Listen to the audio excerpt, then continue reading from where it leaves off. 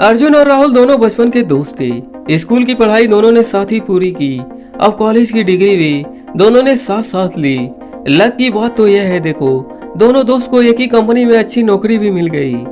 अर्जुन और राहुल दोनों ही मेहनती थे। कंपनी का मालिक उन दोनों के काम से हरदम खुश रहता था।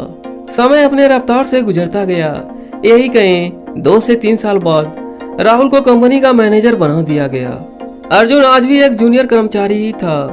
दोस्त के मैनेजर बनने की खुशी तो थी, लेकिन अर्जुन खुद को हारा हुआ महसूस करता था। उसे लगा मैं भी मेहनत करता हूँ, कंपनी का मालिक मुझे भी मैनेजर बना सकता था, लेकिन उसने ऐसा नहीं किया। आखिर क्यों? अगले दिन अर्जुन गुस्से में ऑफिस आया और आते ही रिजाइन कर दिया। अब पूरे ऑफिस में खलबली का माहौल हो गया कि ऑफिस के इतने मेहनती और पुराने बंदे ने इतना जल्दी रिजाइन कैसे कर दिया। कंपनी के मालिक ने अर्जुन को बुलाया तो अर्जुन ने कहा, आपको मेहनती लोगों की कदर ही नहीं है, आप तो केवल चापलूस लोगों को ही मैनेजर बनाते हैं। कंपनी के मालिक ने मुस्कुराते हुए कहा, चलो तुम जा ही रहे हो तो जाते जाते मेरा एक छोटा सा काम कर दो। जरा बाजार जाकर देखो कोई आम बेच रहा है क्या। अर्जुन बाजार गया और आकर बोला, हाँ एक आदमी बेच रहा है। मालिक ने पूछा किस भाव में बेच रहा है। अर्जुन फिर से बाजार गया और आकर बोला 100 रुपया किलो। मालिक ने राहुल को बुलाया और कहा, जरा तुम बाजार जाकर देखो कोई आम बेच रहा है क्या।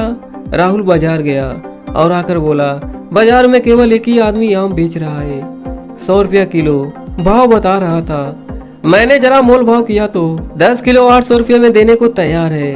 अगर मंगवाना है तो मैं उसका फोन नंबर भी लेकर आया हूँ और आप भी मोल भाव कर सकते हैं। मालिक मुस्कुराया और अर्जुन से कहा, देखा यही फर्क तुम में और राहुल में है।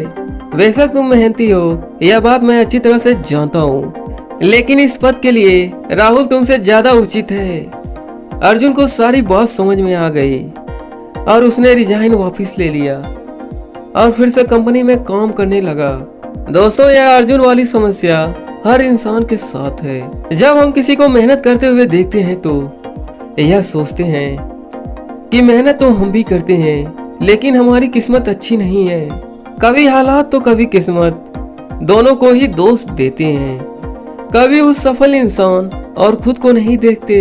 हमें देखना चाहिए आखिर वह इंसान क्यों सफल है, वह ऐसा क्या कर रहा है जो हम नहीं कर रहे हैं। हमें उन लोगों से सीखकर खुद को बेहतर करना चाहिए।